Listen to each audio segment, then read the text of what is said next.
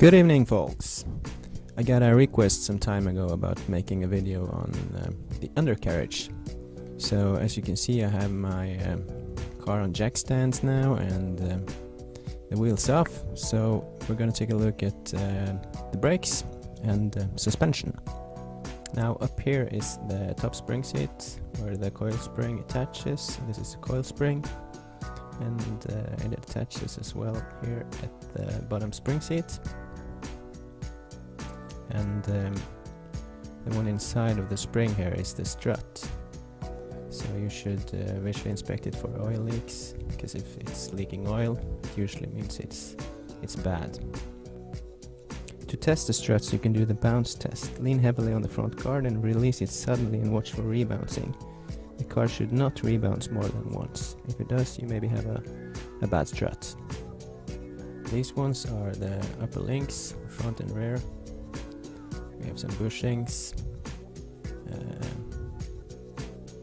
Visually inspect them, or you can use the pry bar and try to wiggle it back and forth and look for play. There should not be much play in the bushings.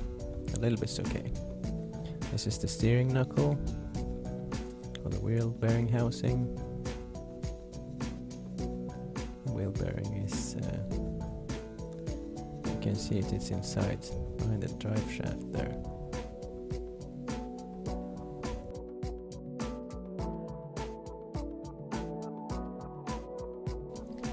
And this is a tie rod. So when you turn the wheel, this will move in and out accordingly and turn the wheel for you. Quite convenient. And this is the lower control arm or track control link. The bushing in there, the swivel joint attached to the wheel hub or the wheel bearing housing. This can be a pain in the ass to get off. That's the strut fork, attaches to the strut up there. And that's the sway bar. It helps reduce the body roll of your car during cornering, and it increases the suspension stiffness. This is the coupling rod. You can see the sway bar is connected to the strut fork via the coupling rod. And this is the guide link and the ball joint there. If you hear a clicking or popping noise when turning at low speeds, that usually means your CV joint is on its way out. And by the way, even if you have a torn CV boot, that doesn't necessarily mean you have a bad CV joint. So it usually takes a long time from the boot is cracked or open to the CV joint is damaged. It can take years for all I know. Brakes. If you feel on the edge of the brake rotor, if you feel it's a very sharp edge, that usually means it's time to change it. This is the brake caliper and the bracket for the caliper, and there's a caliper spring that holds the caliper in place. And you can see the brake pads in there. That's the outer brake pad, and you have another one, the inner brake pad, on the other side of the rotor.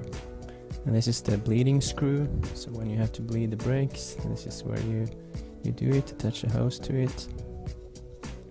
And these one are brake fluid hoses. They are going all the way up to your ABS pump and then the master cylinder. This one's rubber, and the brake lines are some metal. And that's the wiring to the brake wear indicator and to the wheel speed sensor, or ABS sensor, or whatever you call it. Alright, now you can see I'm underneath the car. The tie rods can make a clunking sound at quick turns, so if it does, it usually means it's defective. And a simple test is to grab the wheel in the 3 and 9 o'clock position and shake it in and out and look for play, and you might as well hear sounds like a popping or clicking sound when you do it. And this is the sway bar, and you can see it's connected to the suspension on the other side of the vehicle via the coupling rod and then the strut fork and the control arm.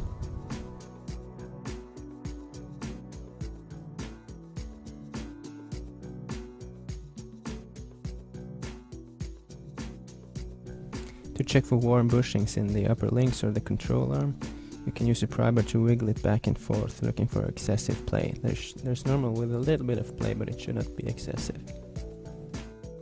The swivel joint on the lower control arm and the ball joint on the guide link.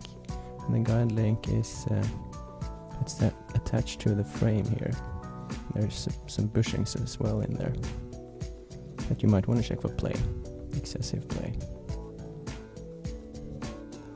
This is the strut fork, you can see,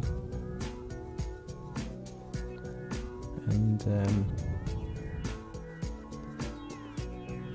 you can see the drive shaft as well up there.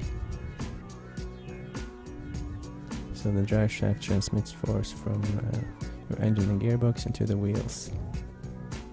This is the CV boot. Usually inspect for cracks, see if it's torn. This one looks okay. Actually quite good.